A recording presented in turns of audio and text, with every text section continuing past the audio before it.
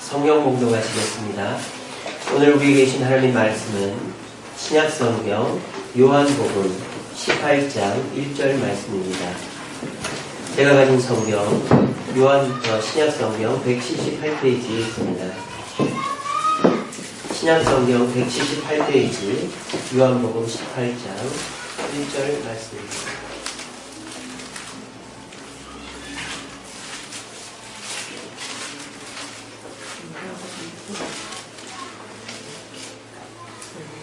천천히 같이 읽겠습니다. 예수께서 이 말씀을 하시고 제자들과 함께 기드론 시내 건너편으로 나가시니 그곳에 동산이 있는데 제자들과 함께 들어가시니라. 아멘. 오늘 이 시간은 사망의 골짜기에서 라는 제목으로 말씀의 은혜를 나누겠습니다.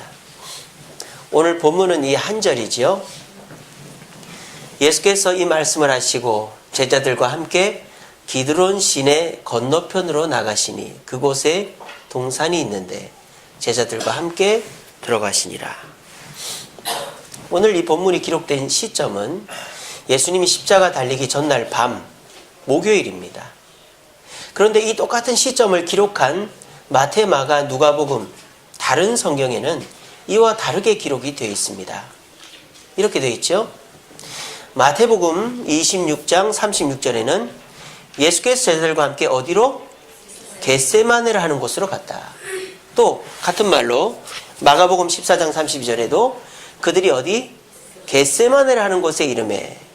누가복음 22장 39절에도 습관을 따라 어디요? 감람산. 감람산은 겟세마네 동산이 있는 산입니다. 그러니까 마태, 마가, 누가복음은 동일하게 겟세마네 동산에 가셨다라고 되어 있습니다. 그리고 또 동일한 것이 있는데 이 다음에는 예수님께서 기도하신 내용이 기록되어 있어요. 근데 오늘 본문을 잘 보세요. 오늘 18장 2절 3절 뒤에 보면 기도했다라는 말이 있습니까? 기도했다라는 말이 없습니다. 이상하지 않아요? 똑같은 시점에 똑같은 사건인데 제자 마태와 마가와 누가는 겟세마네 동산에 가셨다고 기록했고 그곳에서 기도했다라는 내용을 놓고 있는데 요한은 겟세마네 동산이라는 말도 넣지 않고 기도했다라는 내용도 넣지 않고 있어요. 그리고는 전혀 듣지도 못한 기드론 시내 건너편 동산으로 가셨다라고 해놨습니다. 궁금하지 않습니까? 저는 궁금하던데요. 이걸 읽고는 야 희한하다. 이 왜 이렇게 했을까 하면서 성경을 좀 자세히 찾아봤어요.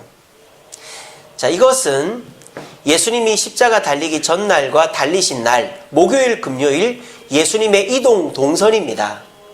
예수님께서 목요일 저녁 때 성만찬과 세례식을 한 장소는 바로 이곳 시온산에 있는 마가 요한의 다락방입니다. 여기에 보면은 교회가 이렇게 있어요. 제 성지순례 갔을 때 가봤습니다. 예루살렘에는요 3개의 산이 있어요. 여기에 성전산, 여기에 시온산, 여기에 감람산. 산이라고 해봐야 나지막한 한 700m 정도 되는 언덕입니다. 그런데 이 3개의 봉우리로 되어 있는데 예수님께서 이 시온산의 기슭에 있는 마가 요한의 다락방에서 제자들과 함께 성만찬, 떡과 잔을 나누시고 세족식을 하셨어요. 그리고 예수님이 어디로 가십니까? 여기를 쭉 따라서 겟세마네 동산으로 가신 거예요. 그리고 이 겟세마네 동산에서 기도하시고 어떻게 되십니까? 잡히시죠. 유대인과 유대인의 군병들에게 잡혀서 어디로 옵니까? 다시 돌아옵니다. 잘 보세요. 쭉 돌아서 가야바의 법정으로 옵니다. 이 가야바가 누구죠? 대제사장입니다. 유대인의 대장 가야바 대제사장의 집에 와가지고 재판을 받는 거예요. 불법 재판을. 유대인들은 재판을 낮에 합니다. 그리고 증인이 있어야 돼요. 근데 예수님이 받으신 재판은 밤이었고 증인도 온전하지가 않았어요. 근데 예수님은 여기서 신성모독이라는 죄를 뒤집어 쓰고 밤새 갇혀 계시다가 아침이 됐습니다. 근데 유대인들은 사람을 죽일 수 있는 권한이 없기 때문에 이 유대인들이 누구로 어디로 데려갑니까? 또다시 이 길을 건넙니다. 또다시 이 길을 건너서 어디로 가죠? 빌라도 법정으로 갑니다. 이 빌라도는 유대 총독입니다. 로마 사람이죠. 그래서 이 빌라도가 사형을 언도해야 예수님을 죽일 수 있는 거예요. 그래서 이 빌라도는 밀란이 데모를 할까봐 예수님을 어떤 죄로 이 나라를 이렇게 전복시키려고 하는 그런 반역죄를 뒤집어 씌워가지고 사형 선고를 합니다. 그래서 예수님께서 이 빌라도 법정에서 사형 선고를 받고 이 길을 따라서 골고다 언덕까지 옵니다. 그래서 이 길을 비아 돌로로사, 고난의 길이라고 부르는 것이죠. 그래서 이 길을 오면서 사람들이 돌을 던집니다. 침을 뱉습니다. 이미 예수님은 여기서 밤새 지새셨고 여기서 채찍을 맞았기 때문에 몸에 수분이나 피는 다 빠져서 지치니까 가다 쓰러져요. 그래서 어떻게 됩니까? 구레네 시몬이라는 사람이 대신 예수님 십자가를 져주는 거예요. 그렇게 해서 이 골고다 언덕까지 옵니다. 지금 이 골고다 언덕에는 성묘교회, 성스러운 묘지라는 뜻의 성묘교회가 들어서 있습니다. 아이고, 근데 어떻게 예수님이 십자가 달린 곳이 예루살렘 성 아니지? 라고 생각할 수 있겠죠? 예수님 당시에는 예루살렘 성이 이렇게나 큰 게 아니라 여기까지였어요. 이렇게 여기까지. 그러니까 이 골고다 언덕은 예수님 당시에는 예루살렘 성 아닙니까? 바뀝니까? 바뀌죠. 그래서 골고다 언덕은 예루살렘 성 바로 바깥에 있는 언덕이었습니다. 예수님은 여기에 십자가 달려 죽으셨죠.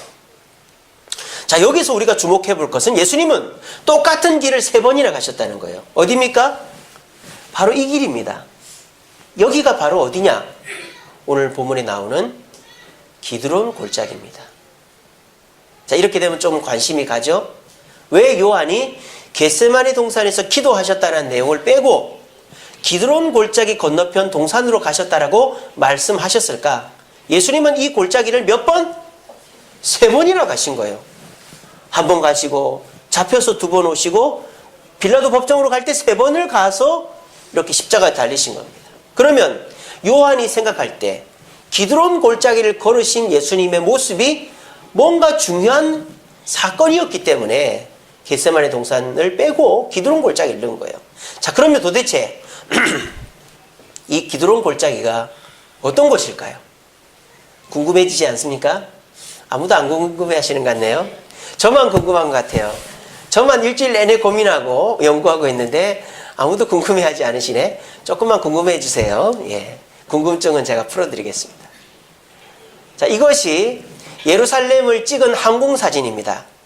예루살렘 성은 여기에서부터 여기 한참 끝이에요. 그러니까 이쪽으로 가야 예루살렘 성벽이 끝이 있는 거죠. 근데 이제 여기는 옛날 성전이 있던 곳인데 현재는 모스크, 황금 사원이 있습니다. 모슬렘 사원이 있습니다. 여기는 예루살렘 성전이 있는 게 아니라. 그리고 여기 예루살렘 성전이 있습니다. 아까 제가 말씀드렸죠. 여기는 무슨 산이라 그랬죠? 모자로 시작합니다. 모자. 모리아산. 모리아산이 어떤 산이에요? 아브라함이 자기 아들 이삭을 바쳤던 산이죠. 그리고 이 모리아산에 성전을 지었고 지금 황금사원이 있습니다. 이쪽 끝에는 시온산이 있고 이쪽에는 감람산이 있어요. 이렇게 예루살렘은 3개의 나지막한 산이 있는 것입니다. 기드론 시내는 어딜까요? 기드론 골짜기는 바로 여기입니다. 기드론 골짜기는 시내라고 말하고 있지만 물이 흐르지 않는 건천입니다. 건천이 뭐죠? 시내는 시내인데 물이 항상 흐르는 게 아니라 비가 오면 흐르고 비가 안 오면 흐르지 않는 곳을 건천이라 그래요. 우리나라는 건천이 없습니다. 왜? 항상 물이 있으니까. 산이 있고 또 비가 자주 오니까. 근데 중동 지역은 산이 없어요. 석회질이라 비가 오면 다 땅속으로 들어가 버려요. 그리고 비가 우기 때만 옵니다. 그러니까 시내가 있어도 계속 흐르는 시내는 많지 않아요. 그러니까 건천이 되어버리는 거죠. 근데 이 기드론 시내가 바로 건천인 것입니다. 그러니까 사람들이 어떻게 하겠어요? 여기로 다니겠죠. 왜? 평평하잖아요. 그리고 나지막하잖아요. 물이 흘렀으니까 일정하잖아요. 사람들이 다니는 거예요. 우리 작년에 그 단풍놀이 영월로 갔잖아요. 제가 그 영월 교회 목사님한테 들은 얘기인데 원래 영월이 오지 중에 오지였답니다. 그래서 길이 없었대요. 그 영월 사람들이 어떻게 다녔는지 아세요? 뗏목에다가 뭐 쌀이나 이런 거 싣고 끌고 다녔대요. 나지막한 강이니까 동강이. 그래서 허리에다가 새끼줄을 묶어가지고 여러 사람이 뗏목에다 장봉고를 실어가지고 그걸 끌고 갔답니다. 왜냐하면 영월은 길이 없으니까. 다 산이고 그 강 하나밖에 없으니까 그걸 끌고 다녔대요. 그러니까 옛날에는 물길을 따라서 다닌 거예요. 제가 예전에 필리핀에 95년도에 다녀왔는데 필리핀에 피나투보 화산이라는 화산이 터졌었어요. 그래서 한 마을이 다 묻혔습니다. 근데 그 피나투보 화산 기슭에 있는 원주민을 찾아가려면 어디로 가느냐? 화산이 폭발해서 화산 용암이 쏟아져 내려온 그 길을 따라가야 돼요. 거기가 강이 됐거든요, 지금. 그러니까 길이 없으니까 거기는 산이니까.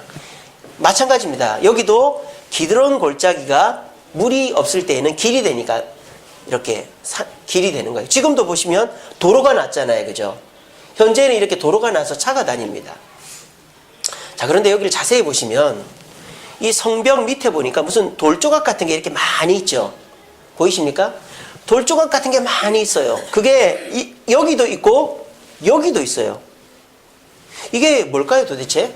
무슨 성벽이 무너져서 그렇게 된 걸까? 이게 뭘까? 좀 제가 크게 보여드릴게요. 요겁니다. 이게 뭘까요? 석관입니다. 석관. 우리나라는 봉분을 만들지만은 이스라엘은 돌 속에다가 넣거든요. 근데 돌무덤이 여기는 많이 없으니까 석관을 갖다가 시체를 넣는 거예요. 석관 보세요. 꽉 들어찼죠. 여기는 감람산 쪽 석관이고 이쪽은 성전산 모리아산 쪽 석관이에요. 석관이 꽉 들어차 있죠. 그죠? 그러면 기드론 골짜기는 도대체 뭘까요? 공동묘지인 거예요. 공동묘지. 예수님이 이 기드론 골짜기를 이렇게 왔다 갔다 하시면서 어디를 지나신 거예요? 공동묘지를 지난 거예요. 그러면 목사님, 이게 지금은 공동묘지지만 옛날에도 공동묘지라는 보장이 있습니까? 옛날부터였습니다. 왠 줄 알아요? 유대인들에게 믿음이 하나 있습니다. 그게 뭐냐? 유대인들이 몸이 부활을 할 때 어디서 부활한다고 믿느냐? 이곳 감람산에서 부활한다고 믿어요. 그래서 감람산에 보면 승천교회라고 또 있거든요. 그래서 이 감람산에서 부활하기 때문에 유대인들에게 있어서 공동묘지 핫플레이스는 바로 이 감람산 인근인 것입니다. 그래서 이 성전산 옆이나 감람산 쪽에 석관들을 가득히 채워놓고 거기서 부활을 기다리는 겁니다. 저도 성지순례 갔을 때 제일 처음에 몰랐어요. 저 돌조가리들이 뭔가 해서 가이드한테 물어봤더니 저게 다 무덤이래요. 무덤. 야, 여기 무덤이 이렇게 있구나. 성벽 옆에다 저렇게 무덤을 만들어 놓거나 그렇게 생각했습니다. 자, 그러면 이 무덤이 예수님 당시에도 있었다는 보장이 있습니까? 있습니다. 이 무덤은 언제적부터 있었느냐? 예수님 당시뿐만 아니라 예수님 때로부터 1000년을 거슬러 올라가서 다윗 시대 때도 있었습니다. 그 증거가 뭐냐? 다윗이 기드론 골짜기를 건너서 압살롬의 반역을 피해갔다. 이런 성경 구절이 나와요. 그리고 압살롬이 죽었어요. 죽고 어디에 묻혔느냐? 바로 이 기드론 골짜기에 묻혔습니다. 그러니까 압살롬의 무덤이 이미 이 기드론 골짜기에 있는 거예요. 그러니까 이 기드론 골짜기는 1000년 전부터 공동묘지였다는 것입니다. 예수님은 이 기드론 골짜기를 총 3번을 지나치셨습니다. 여기를 지나가면서 예수님 마음이 어땠을까요? 여러분, 묘지 옆을 지나가 보셨습니까? 제가 이제 새해가 되었을 때, 학생 때 저희 집 뒷산을 올라가 봤어요. 근데 해돋이를 보려고 새벽에 올라갔습니다. 근데 저희 집 뒷산 올라가다 보면 무덤이 많이 있거든요. 얼마나 무서운지 몰라요. 제가 눈이 엄청 큰 사람이거든요. 지금은 살에 덮여서 눈이 작아 보이는데 저희 집 아이들을 보시면 우리 목사님 눈이 저랬었겠구나 생각하시면 됩니다. 또 저희 집 애들이 쌍꺼풀이 있잖아요. 그죠? 그거는 저희 집사람을 닮은 게 아닙니다. 저를 닮은 겁니다. 저희 집사람은 돈 주고 만든 거예요. 예. 지금 안 듣고 있네요. 예. 저희 집사람은 돈 주고 만든 거고 저는 자연산입니다. 저희 아버지가 쌍꺼풀이 아주 크거든요. 눈이 이쁘시고. 저희 아버지가 젊었을 때 신성일이처럼 생겼었어요. 그래서 저희 어머니가 반해가지고 고향 버리고 아버지 곁으로 온 거 아닙니까? 그래서 이제 뭔 얘기하다 됐지? 뭔 얘기했죠 제가? 에? 에? 에? 에? 맞아. 새 뒷산. 예, 새 뒷산, 맞아요. 그래서 제가 눈이 커서 겁이 많단 말이에요. 근데 올라가는데 무덤 옆에 귀신이 하나 앉아 있는 거예요. 나뭇가지에 아이고 무서워라 하고 숨었어요. 알고 보니까 비닐 포대가 하나 훌렁훌렁 하고 있더라고요. 그래가지고 제가 겁이 많아서 얼마나 무서웠는지 모릅니다. 묘지 옆을 지나가는 건 참 무서운 일이에요. 그죠? 근데 예수님은 저 묘지 옆을 지나가면서 도대체 무슨 생각을 하셨을까요? 첫째로는 내가 저기에 들어가겠지라는 생각을 했겠죠. 그러면서 마음속에 어떤 마음이 들었을까요? 두려운 마음이 들었겠죠. 내가 저기에 들어가겠지. 내가 어떻게 저기에 들어가나. 예수님은 죽음이라는 것도 무덤이라는 것도 한 번도 경험 안 해봤는데 사람이 두려워하는 것은 경험해보지 않은 건 두려워합니다. 근데 한 번이라도 해보면 안 두려워요. 근데 한 번도 안 해본 건 다 두렵단 말이에요. 얼마나 두려우셨겠어요. 예수님이 이 무덤을 한 번 지나갈 때는 굉장히 두려웠을 거예요. 근데 예수님이 이 무덤을 또 한 번 지나고 또 한 번 지날 때는 두려움이 아니라 다른 생각이 드셨을 것 같아요. 그게 뭐냐? 바로 이 장면입니다. 이게 어떤 장면입니까? 예수님께서 변화산에 올라가신 장면입니다. 예수님께서 십자가 달리기 전에 변화산이라는 곳으로 올라가셨어요. 거기에 올라갔더니 누가 나타났습니까? 모세와 엘리야가 나타난 거예요. 그래서 이 모세와 엘리야가 뭘 가르쳐 줬습니까? 이걸 가르쳐 줬습니다. 죽은 자 가운데서 살아날 것을 가르쳐 주셨습니다. 그러니까 모세와 엘리야가 예수님 이제 십자가에 달려 죽으실 겁니다. 하지만 두려워하지 마십시오. 하나님께서 다시 살아나셔서 부활하시고 승천하실 것을 우리에게 가르쳐 주셔서 그걸 가르쳐 드리러 왔습니다. 예수님 절대 두려워하지 마시고 의연하게 십자가를 받으세요. 라고 이렇게 권면해 주고 간 것이 변화산 사건인 것입니다.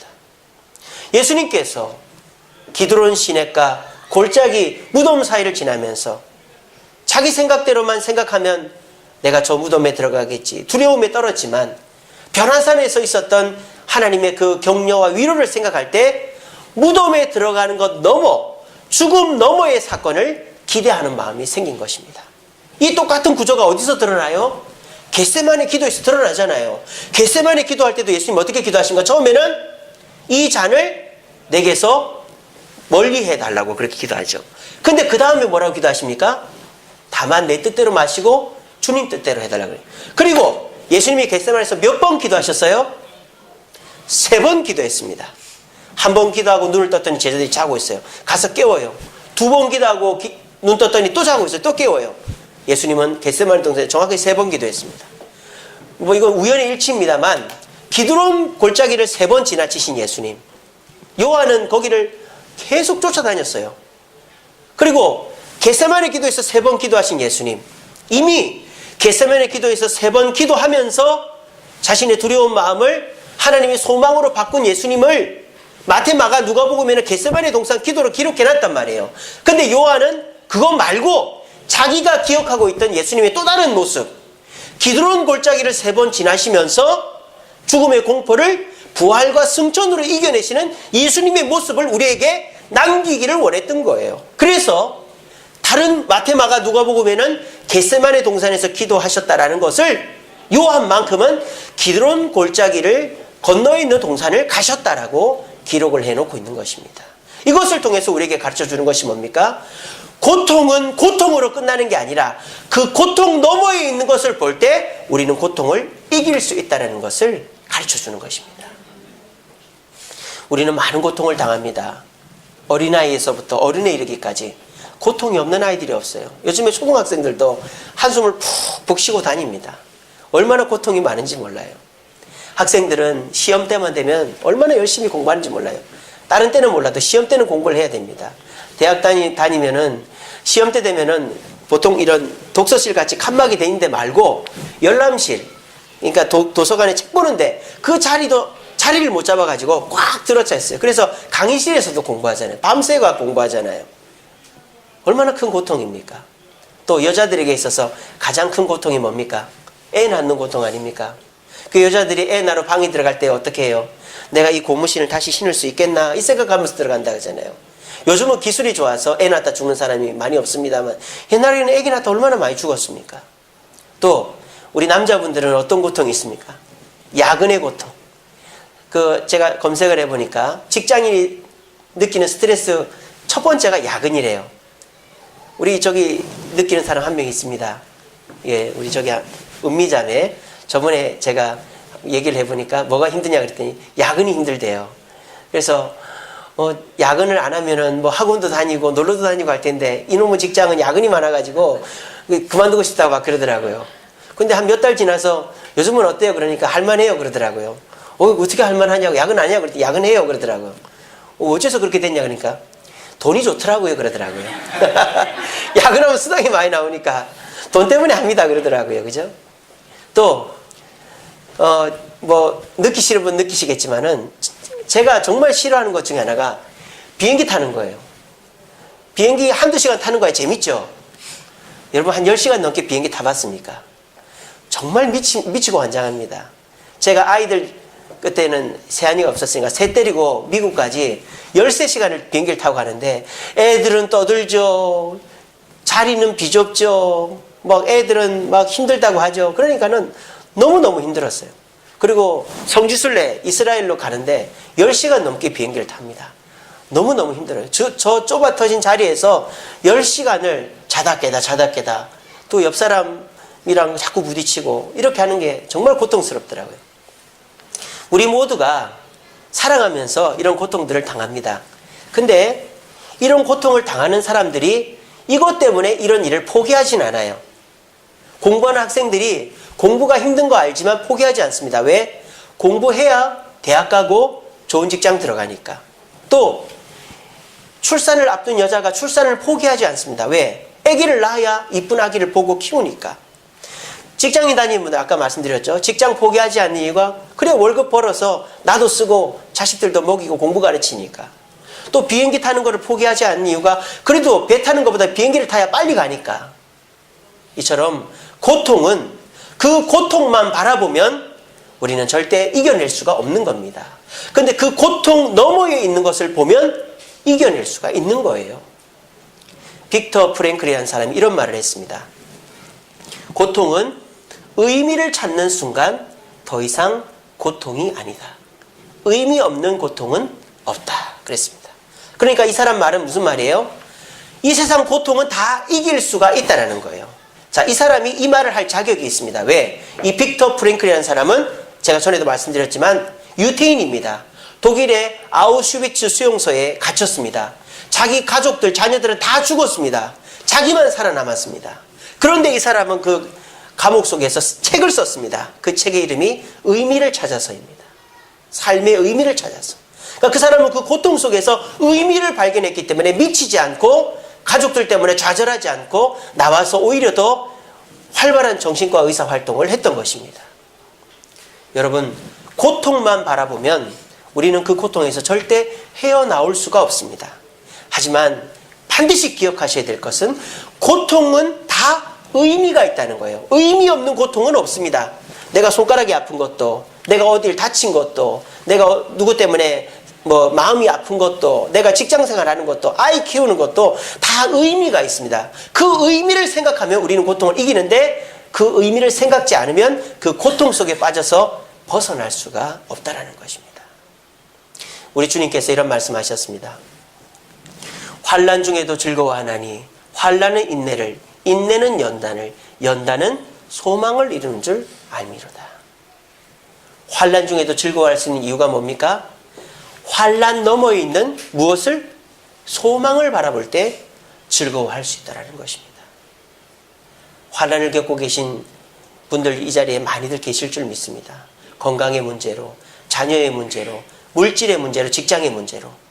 그 환난 가운데에서 환난만 바라보면 우린 절대 벗어날 수가 없습니다. 하지만 그 환난 너머에 있는 소망을 바라볼 때, 의미를 바라볼 때 우린 이겨낼 수 있을 줄로 믿고 환난 너머에 있는 소망과 의미를 발견하기 위해 애쓸 수 있는 저와 여러분들 되시기를 간절히 바랍니다. 제가 오늘 이 설교를 준비한 이유가 있습니다. 이번 주로 대신방이 다 마쳤습니다. 제가 9월 달부터 10월 말까지 2달 동안 신방을 했는데요. 신방을 하면서 많은 분들을 만났고 많은 얘기를 했고 또 몰랐던 것을 많이 알게 되었습니다. 특별히 저는 자영업 하시는 분들만 힘든 줄 알았는데 월급 생활 하신 분들은 더 힘들더라고요.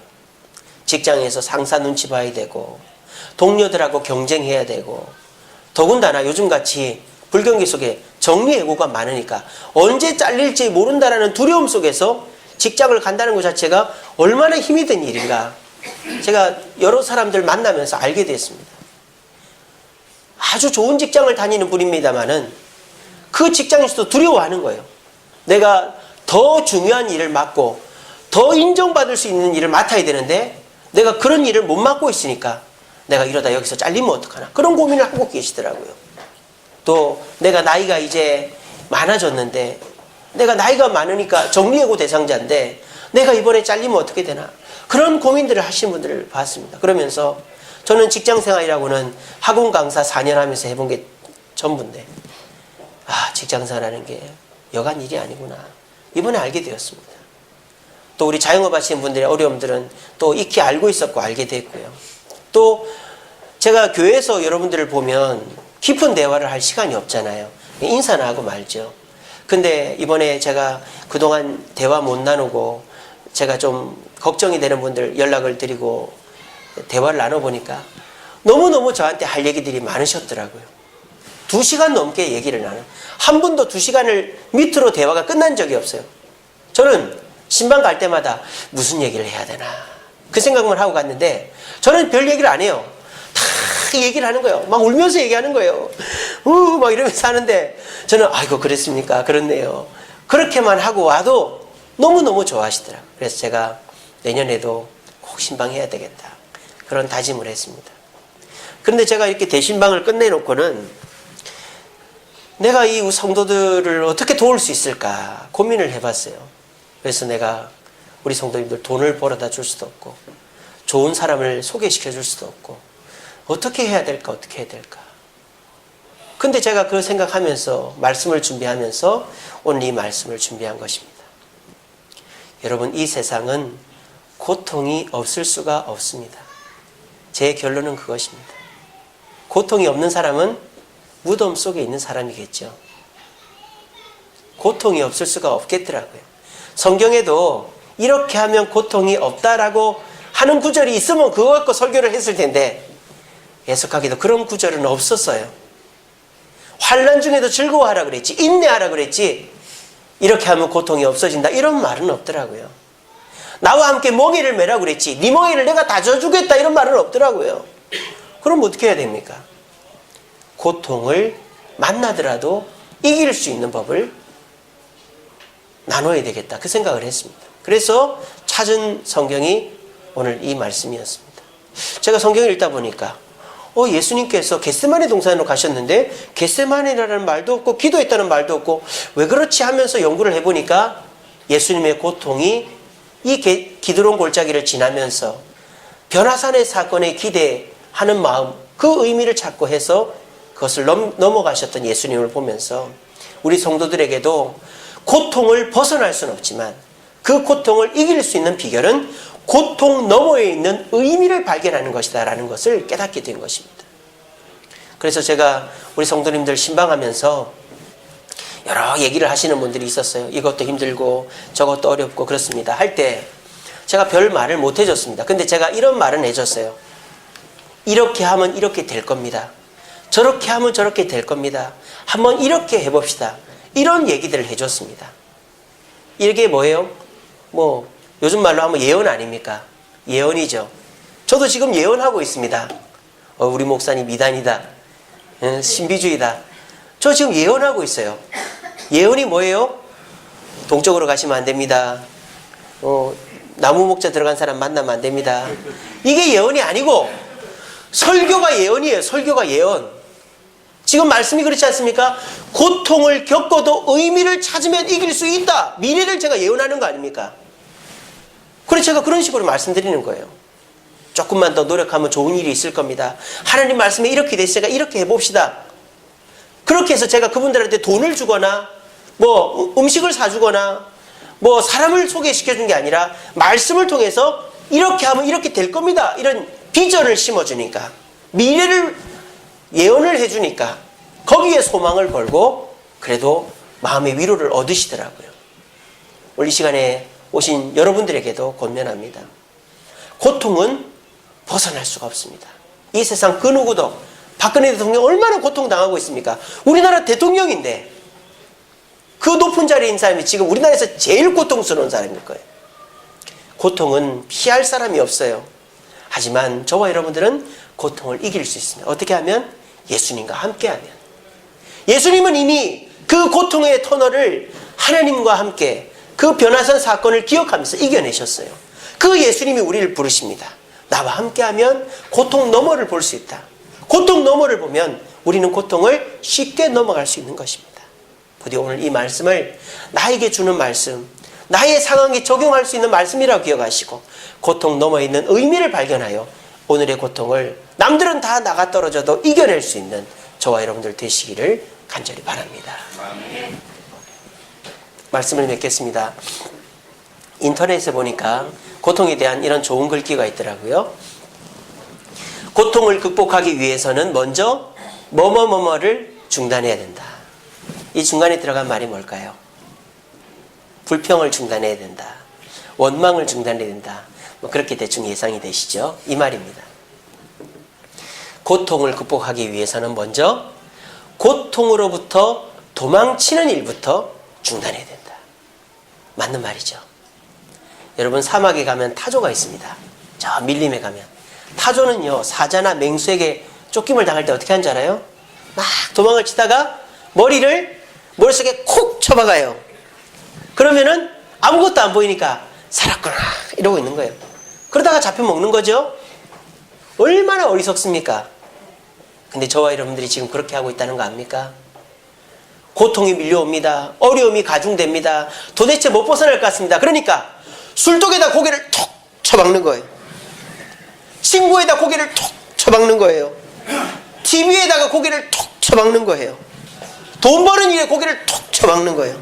그러고는 괜찮겠지 하고 있는 거예요. 그리고 괜찮아집니까? 술 깨고 나면 더 고통스럽고 친구하고 헤어지고 나면 더 외롭고 TV 끝나면 더 황당하고 돈 안 벌리면 더 난리 납니다. 고통을 극복하기 위해서는 고통에서부터 도망치려고 하는 생각 자체를 벗어나야 됩니다. 오늘 이 자리에 계신 분들 중에 고통에서 벗어나기 위해서 술을 의지하고 사람을 의지하고 내 지식을 의지하고 환경을 의지했던 분들 계십니까? 그런 모습은 세상 사람들이나 하는 거예요. 왜? 세상 사람들은 의지할 데가 없기 때문입니다. 하지만 이 말씀을 우리 기억합시다.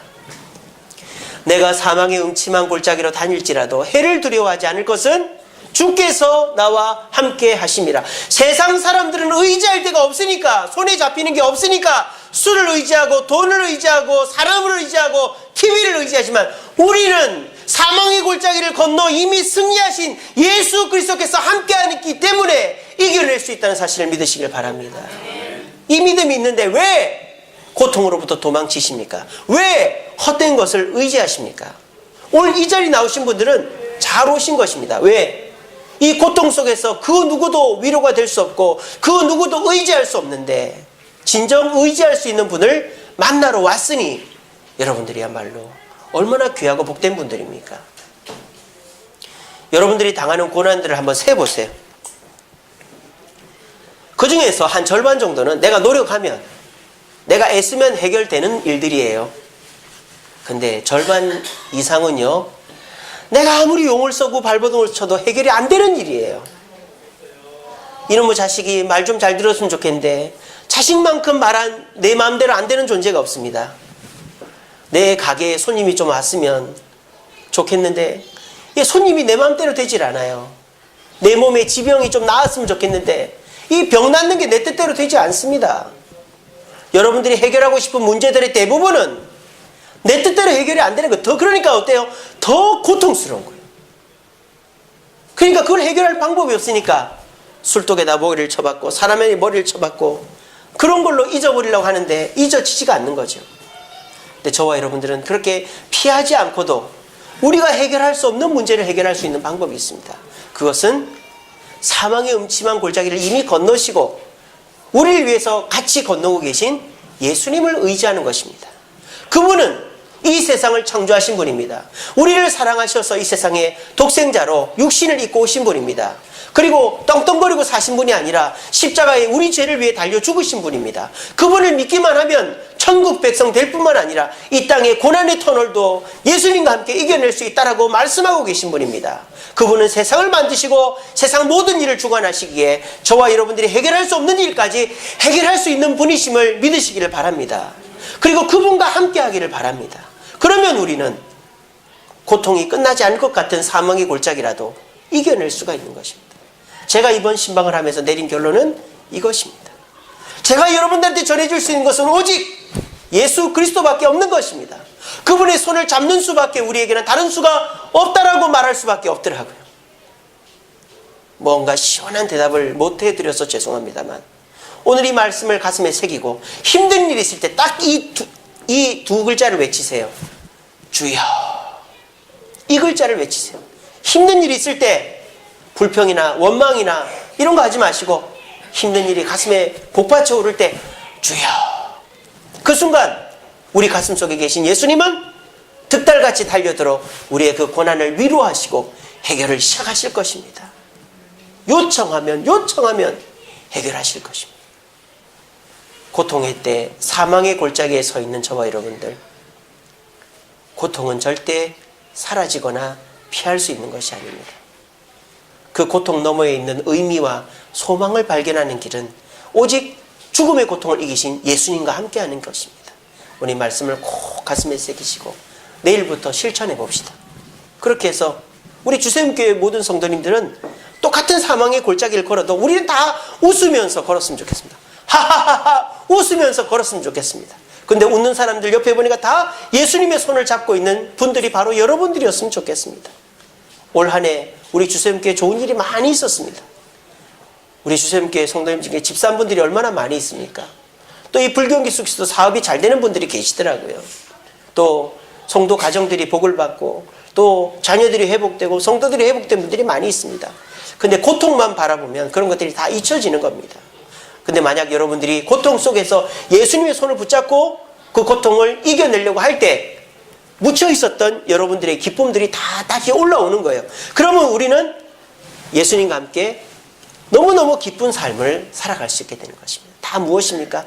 예수님을 묵상하고 예수님과 함께 하느냐 아니냐가 중요한 것입니다. 오늘 말씀을 꼭 기억하시고 고난의 사망의 골짜기 속에서 예수님과 함께함으로 고난을 주님께 맡기고 고난 너머를 바라보고 그래서 내 삶 속에 있는 의미들을 발견하고 기쁨들을 다시 찾아 삶의 소망과 기쁨으로 여러분들의 삶을 새롭게 시작할 수 있는 저와 여러분들 되기를 간절히 바랍니다. 이 시간에 찬양한 거 하겠습니다. 주보에 있습니다. 짐이 무거우냐. 주보를 보면서 하겠습니다. 짐이 무거우냐 홀로 지고 가되 험한 데로 갈까 두렵지는 않으냐. 온갖 일에 매여 고달프지 않느냐. 주가 도우시리 무엇만 하면 요청만 하면. 여러분 그동안에 주여라고 어려운 일이 있을 때마다 외쳐보셨습니까? 이제부터 그렇게 합시다. 그러면 사망의 골짜기 너머에 있는 예수님의 소망이 보이게 될 것입니다. 이 시간에 가사를 묵상하시면서 하나님께 찬양하겠습니다.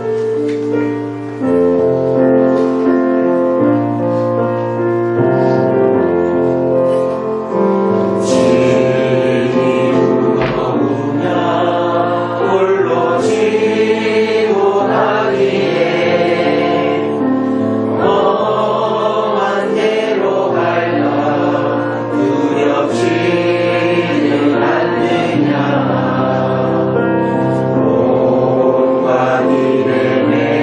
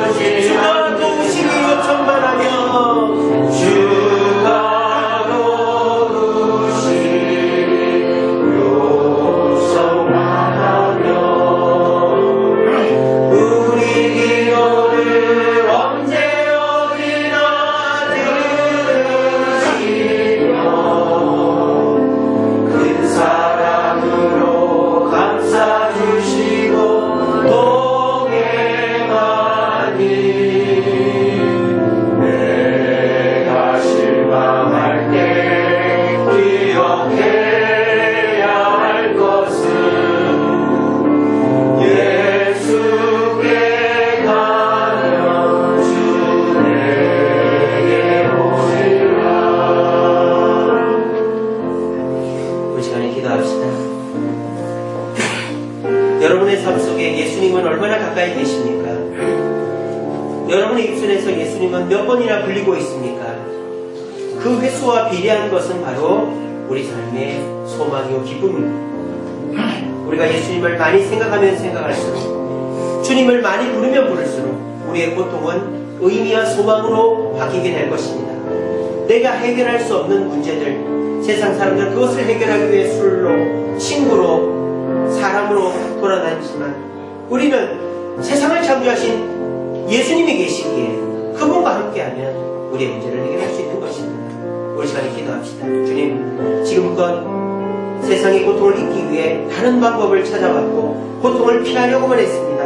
이제부터는 예수님을 부르고 예수님을 생각함으로 예수님과 함께 사망의 골짜기를 벗어나고 이겨내기를 소원하고, 주여, 일주일의 삶 속에 주님이 떠오르게 하시고 주님의 이름을 부르는 내가 되게 해달라고 말씀을 기억하면서 다 같이 기도하겠습니다. 하나님 주님 감사합니다. 오늘도 귀한 말씀 주시니 감사합니다. 저희들의 삶 속에 고난의 길